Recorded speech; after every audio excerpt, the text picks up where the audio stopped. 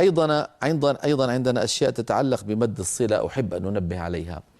من جملة ذلك هناك في اللغة العربية هناك نوعان من الهاءات تشتبه بهاء الضمير وليست هاء ضمير. من جملة ذلك هاء تستعملها العرب عند الوقف لبيان حركة الحرف الموقوف عليه. يعني إذا بدهم يوقفوا العرب على هو الله لا إله إلا هو، أغلب العرب تقول الله لا إله إلا هو. فإن أرادوا أن يبينوا فتحة الواو يقولون إلا هو. هذه الهاء التي ظهرت هذه يسميها علماء اللغة العربية هاء السكت، لأن العرب تستعملها عندما تقف عند السكوت، تستعملها لبيان حركة الحرف الموقوف عليه.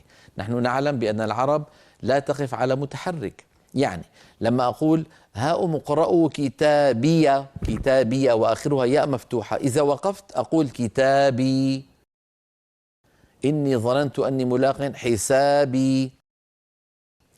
إذا أردت أن أبين فتحة الياء في ياء المتكلم فلا بد أن ألحق بالكلمة هاء السكت، وهو ما نجده في المصحف الشريف: هاؤم اقرأوا كتابيه إني ظننت أني ملاق حسابيه. هذه الهاءات تشتبه بهاء الصلة، يعني هاء الضمير، وليست بهاء ضمير، هي هاء سكت تكون ساكنة وصلا ووقفا، فتشتبه بهاء الضمير. نرى ذلك على التنبيه الخامس: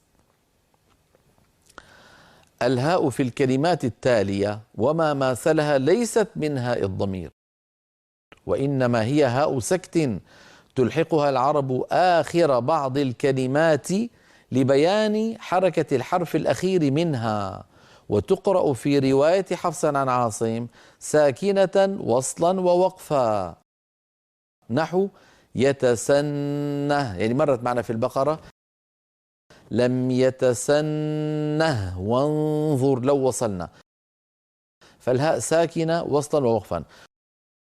فبهداه مقتده قل لا أسألكم، أيضا هذه الهاء ساكنة وصلا ووقفا.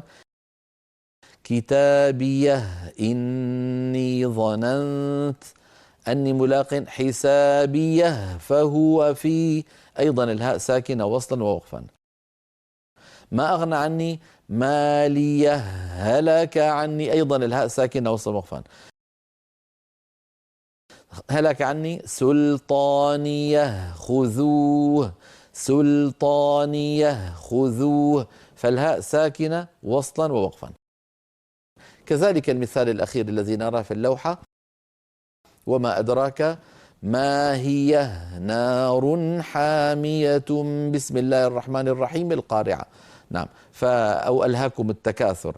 فإذا ما هي هذه الهاء؟ هاء سكت وليست هاء ضمير، هي ساكنة وصلا ووقفا. إذا وقفنا نقول وما أدراك ما هي، وإن وصلنا نقول وما أدراك ما هي نار حامية.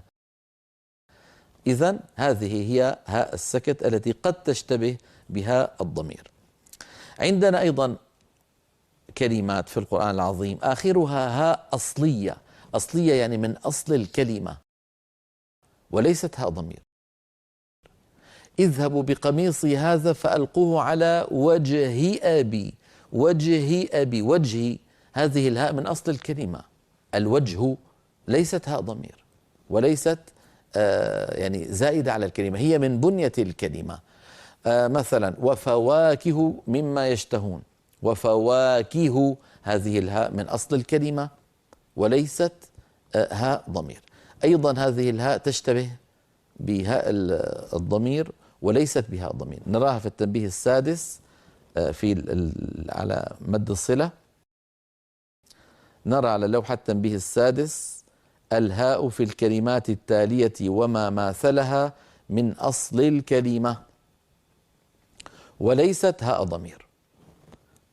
أمثلة: وجهي على وجه أبي، فواكه كثيرة، كلا لئن لم ينتهي لنسفعا. لأن الفعل انتهى ينتهي، افتعل يفتعل، فهذه الهاء هي عين الفعل، هي تعادل بالميزان الصرفي حرف العين من الميزان. انتهى ينتهي، افتعل يفتعل، لم ينتهي لنسفع، مع أنها مكسورة وقبلها متحرك وبعدها متحرك، ومع ذلك هي هاء أصلية ليست بها الضمير. بهذا نكون قد أنهينا الكلام عن مد الصلة، وهو آخر مد ملحق بالمد الطبيعي.